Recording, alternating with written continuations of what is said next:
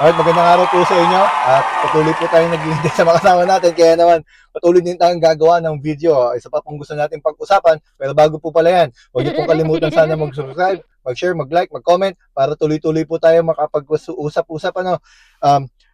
Pag-usapan po natin ito, si Senador Jinggoy Estrada, tila ba nagtuturo at at ang mastermind di umano ay mga engineer, hindi naman po ang mga politiko. Kaya kakatuwa itong pangyayari sa ating gobyerno ngayon, yung mga nag-iimbestiga ay tila ba sila mismo dapat imbestigahan.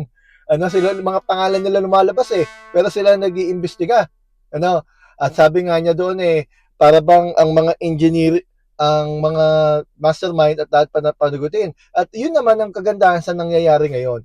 May mga nangyayari may mga kaganapan ng hindi lang basta nakakasuhan o pinapakasuhan, nauhuli. Nakaraan nga hinuli na itong si Mimaropa Engineer Abagon.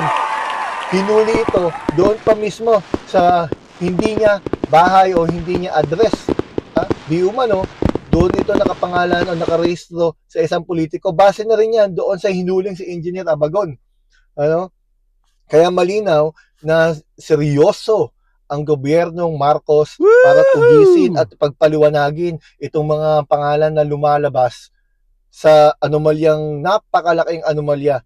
Hindi lamang po sa flood control kasi flood control lang ang nababanggit. Pero kung tutuusin, hindi na po flood control yan. Marami pa po yan. May mga tulay, mga sub-standard na kung ano-anong ginawa.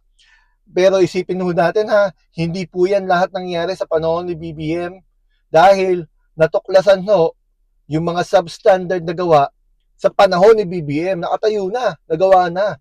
Kaya nga pinag-iimbestigahan ngayon at ngayon walang sinisino si Presidente. Si Saldico pinapahuli na at iba pang mga sangkot, ganun din pinapakasuhan ng kanyang mismong pinsan.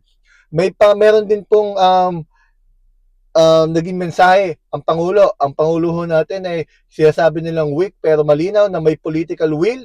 Tanging presidenteng nakapagpasugod at nakapagpahuli kay Kibuloy para harapin niya, panagutin niya ang mga kasong kinaharap niya hindi lang mga sa Pilipinas maging sa Amerika. At ganun din naman, natatandaan ho natin, nahatulan pong guilty yan sa Amerika itong si Kibuloy, sa mga kaso niya. Ganun din naman, siya lang din ang presidenteng nakapagpahuli sa dating Pangulong Duterte, no? Ngayon ang kanyang mga kalyado, mga kalyado dating Pangulong Duterte patuloy sa pag-atake sa gobyernong Marcos dahil nga yung sinasabi nilang weak, tatahimik pero banat ng banat. Pero ngayon nga, lumalabas na inaako ni Presidente BBM ang mga pangyayari kasi noon panayhugas kamay din Dapat kasi hindi ganon. Hindi maniniwala ang taong bayan na wala siyang inalaman dyan dahil hindi gagalaw ang baso kung wala nagkukumpas, di umano. Eto, painggan natin si BBM sa pagkakataong ito. Muli po ako magre-report sa inyo tungkol sa mga iba't ibang development doon sa mga flood control project na kaso at para malaman po ng ating minamahal na taong bayan kung ano na ang naging progreso. Ito na po sa mga individual na may warrant of arrest sa Sandigan Bayan kaugnay sa mga flood control anomalya ang nasa kustodya na ng ating mga otoridad.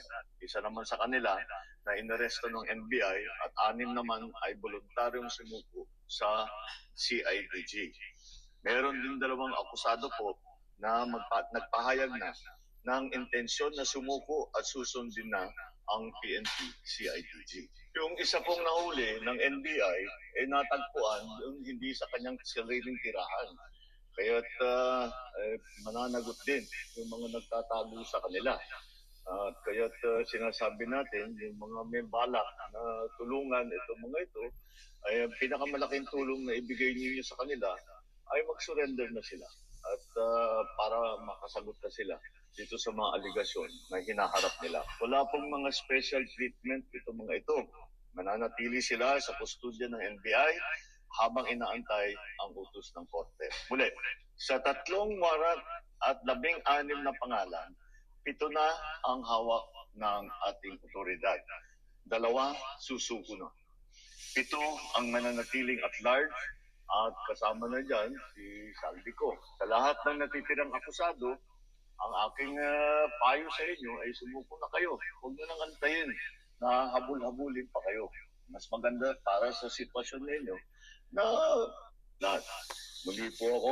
Ayan na, malinaw ho. Ito na po ang nasa kustodiya. Isa hinuli, yun nga yung si attorney, engineer Abagon na nagsasabi na bahay daw ng politiko yung location kung saan siya nahuli. May protector, kumbaga, kung tutusin, At meron pang dalawang nagsabi na pasukuna sila. So, siguro, inaayos na lang yan kung ano proseso para makasuko yan, Makita ho natin, siyam na po yan at may 7 pa natutugisin bilang na nga sa saldi ko. So, malinaw na ang gobyerno, seryoso, talagang tinutugis ang mga dapat tugisin na napakagandang pangyayari. At sa mga naiinip, ganun ho talaga, may proseso po kasi, kaya dapat yun palakpakan.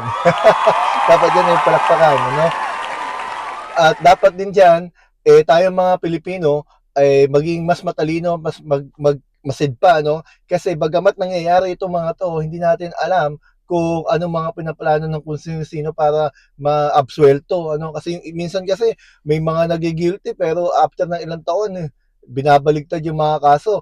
Pero sana naman, sa pagkakataong ito, totoong hustisya makamit ng Pilipino dahil hindi lamang po durog ang Pilipino, kundi durog na, pagod na, at talaga naman hindi ka tanggap-tanggap ang klase ng pagnanakaw na ginawa nila. Kahit anong klaseng pagnanakaw, hindi ka tanggap-tanggap, lalo na kung ganito kalaking halaga, yung mga flood control, bilyon-bilyon, habang ang mga tao ay nagdudusa sa epekto ng substandard at mga wala namang talagang proyektong naitayo na iniimbestigahan ngayon. Kaya nga ang request din natin sa Pangulo, sa Administrasyong Marcos, wag sana mag-focus doon sa Bulacan o saan man, o wag lamang mag-focus doon.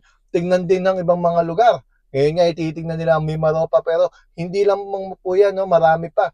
At yan, dahil dyan, ay kinikilala naman natin at dapat palakpakan din natin ang mga ginagawa ng gobyerno para masigurado na may mapanagot sa saldi ko na tinutugis katulad ng napaliwanag ko na sa nakarang video, sinusundan kung paano mahuhuli, bagamat meron daw yung golden visa sa Portugal na nagbibigay sa inyong proteksyon para hindi huliin kung doon nga siya ngayon, kung nandoon nga siya ngayon, ay gumagawa pa rin ng mahakbang ang gobyerno. Kaya nga pinuntahan yung mga known location addresses niya. Yung mga known addresses niya para matiyak kung wala siya doon. Kasi yun po nasa batas kailangan mapuntahan talaga yun Bagamat obvious naman na wala siya doon, pero kailangan pa rin magbaka sakali. Sumusunod lamang po ang pulisya natin sa mga tinakda ng batas. Marami pong salamat muli sa inyo. Balik po kayo at marami pa po tayong pag-uusapan. Huwag niyo pong kalimutan mag-subscribe, mag-share, mag-like. Maraming salamat po sa inyo.